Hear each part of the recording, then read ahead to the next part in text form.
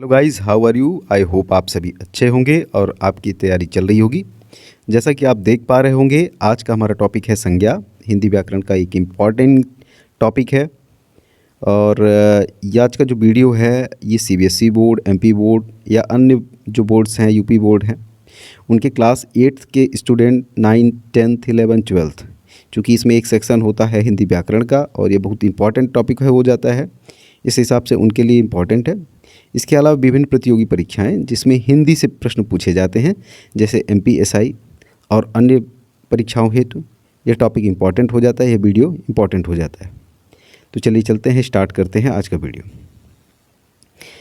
संज्ञा क्या है? संज्ञा की परिभाषा इसको देख लेते हैं कि वह विकारी शब्द जिससे किसी व्यक्ति, वस्तु, स्थान तथा भाव के नाम का बोध होता है उसे संज्ञा कहते हैं।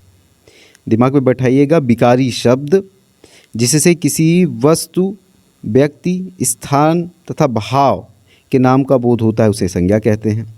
ठीक है। संज्ञा को संस्कृत में नाम कहते हैं। ध्यान रखिएगा, संज्ञा का संस्कृत अर्थ जो है इसे नाम कहते हैं। इस प्रकार यदि हम सरल शब्दों में कहें तो प्रत्येक नाम जो है संज्ञा है। अर्थात अपने वातावरण में आप देख लीजिए, आसपास देख लीजिए, किसी भी चीज़ का कोई भी अगर नाम है जिससे उसको जानते हैं, वो सारी चीज़ें कंसीडर की जाएंगी, किसमें? संज्ञा में की जाएगी। जैसे मान लीजिए कोई लड़की है, उसका नाम सीता है। कोई लड़का है, सुरेश नाम है उसका। ट्रक चल रही है, जीप चल रहे हैं, महिंद्रा, बुलेरो, ठीक है। जो भी कुछ दिख रहा है जिसका नाम है वो सारी चीज़ें किसमें कंसीडर होंगी? संज्ञा में होंगी। संज्ञा के भेद देख लेते हैं। तो संज्ञा के कुल 5 भेद बताए गए हैं। ठीक है। पहला है व्यक्तिवाचक संज्ञा, दूसरा है जातिवाचक संज्ञा, समूहवाचक संज्ञा, फिर द्रव्यवाचक संज्ञा और फिर भाववाचक संज्ञा। अच्छा, हमने ये तो देख लिया कि इसके 5 भेद हैं, लेकिन हमको यह भी समझना जरूरी है कि इन 5 भेदों का वर्गीकरण किस आधार पर किया गया है।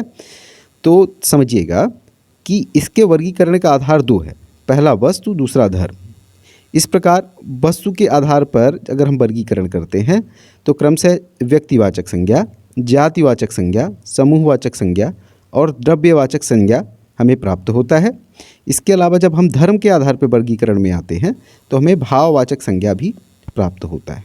इस प्रकार वस्तु एवं धर्म के आधार पर वर्गीकरण किया जाता है और कुल मिलाकर संज्ञा के 5 भेद हो जाते हैं। व्यक्तिवाचक संज्ञा देख लेते हैं।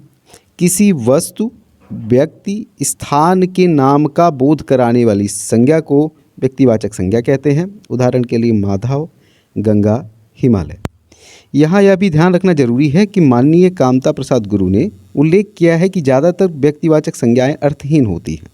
ऐसा उन्होंने क्यों कहा है, इसको समझते हैं। वो कहते हैं कि यदि हम नर्मदा के संबंध में बात करते हैं तो हम पाते हैं कि नर्मदा किसी महिला का भी नाम हो सकता है, किसी नदी का भी नाम हो सकता है, किसी गाय का भी नाम हो सकता है।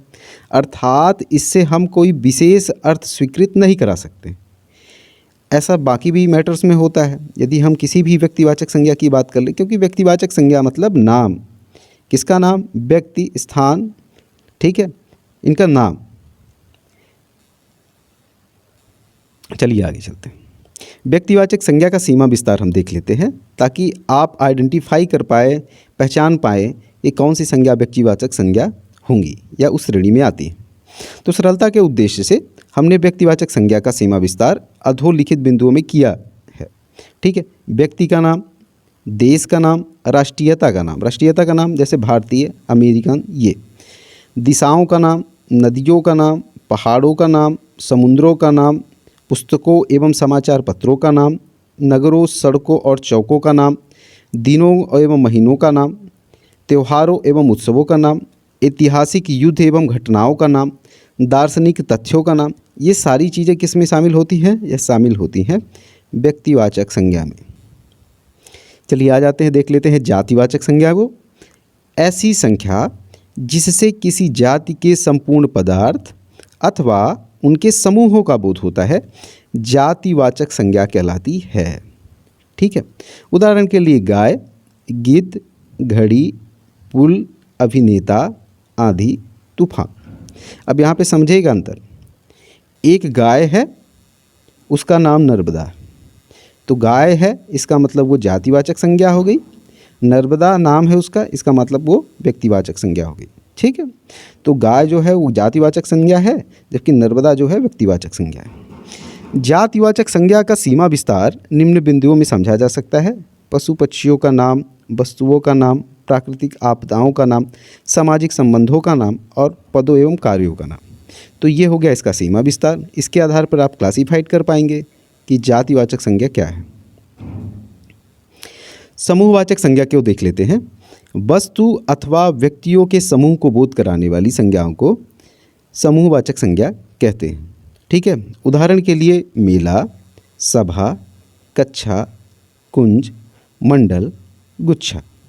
अच्छा, श्री कामता प्रसाद गुरु ने इसे अलग संज्ञा ना मानकर जातिवाचक संज्ञा और व्यक्तिवाचक संज्ञा में ही इसका विलय माना है। ठीक है, लेकिन जो हम ग्रामर पढ़ रहे हैं उसमें ये अलग से दिया गया है कि समूहवाचक संज्ञा एक भाग है, एक भेद है, तो इसलिए हमको ये जानना जरूरी है कि उसमें क्या क्या सम्मिलित हैं। चलिए, द्रव्यवाचक संज्ञा की बात कर लें। नाप तोल वाली वस्तुओं का बोध कराने वाली संज्ञा को द्रव्यवाचक संज्ञा कहते हैं। इस संज्ञा को कामता प्रसाद गुरु ने जातिवाचक संज्ञा में समाहित किया है। अच्छा, अब द्रव्यवाचक संज्ञा के उदाहरण को भी देख लिया जाए। उससे पहले एक चीज़ और आपको समझना होगा कि इस संज्ञा के प्रायः बहुवचन नहीं होते हैं। ठीक है, अब इसके उदाहरण देख लीजिए: तेल, पानी, तेजाब, दूध, दही, सोना, चांदी, लोहा, तांबा। ठीक है, तो यह रहा आज हमारा संज्ञा की परिभाषा और संज्ञा के भेद। ठीक है, उसके बाद हम देखते हैं भाववाचक संज्ञा को। पदार्थों एवं संबंधों में पाए जाने वाले धर्मों का बोध कराने वाली संज्ञा को भाववाचक संज्ञा कहते हैं। उदाहरण के लिए मूर्खता, दासता, मित्रता, कठोरता, गुराई, बहाव, उठान, घबराहट, अंधकार, ममता, क्षमिता, दूरी, अपनत्व और खूबी। तो भाववाचक संज्ञा क्या होते हैं? पदार्थों एवं संबंधों में पाए जाने वाले धर्म को बोध कराने वाली संज्ञा को हम भाववाचक संज्ञा कहते हैं। तो यह हमारा रहा आज का संज्ञा की परिभाषा और संज्ञा के भेद। आई होप ये वीडियो आपको अच्छा लगा होगा और ये आपके लिए वेरी बेनिफिशियल हो, ऐसी हमारी आशा है। और अपनी इसी आशा के साथ आज के लिए धन्यवाद। मिलते हैं अपने